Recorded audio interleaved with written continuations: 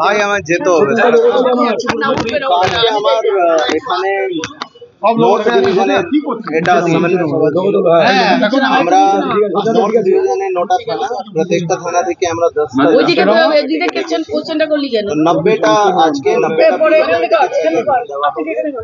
এবং আজ থেকেই আমাদের বাকি চেকগুলো যে আছে থানার মাধ্যমে যে অ্যাপ্রুভ লাইসেন্স পূজাগুলো আছে তাদেরকে থানার মাধ্যমে ওদেরকে পৌঁছে দেওয়া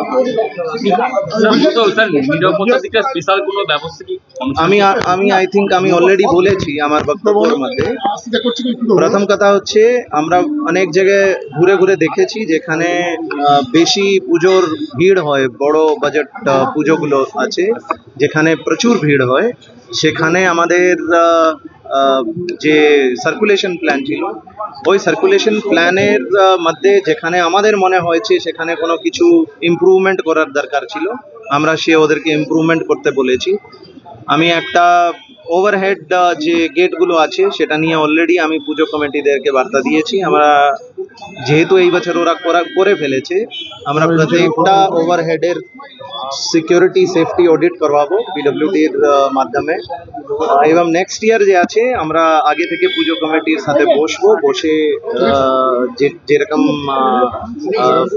কলকাতায় করা হয় আমরা সেরকম ওদেরকে একটা অল্টারনেটিভ সুঝাব দেব এবং আমরা চেষ্টা করব যাতে ওরা এটাকে অল্টারনেটিভ ভাবে করতে পারে পুজোর সংখ্যাটা কত পুজোর সংখ্যাটা আমাদের পুরো ব্যারাকপুর কমিশনারেটে 2465 পুজো আছে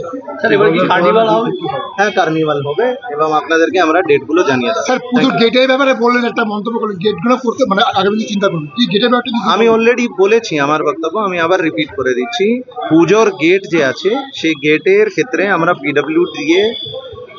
যারা পিডব্লিউডির ইঞ্জিনিয়াররা আছে তাদেরকে দিয়ে আমরা ওই সেফটি অডিট করবাবো যদি ওখানে কোনো সেফটিতে কিছু কমই আছে তাহলে আমরা যারা উদ্যোগকর্তা আছে তাদেরকে বলবো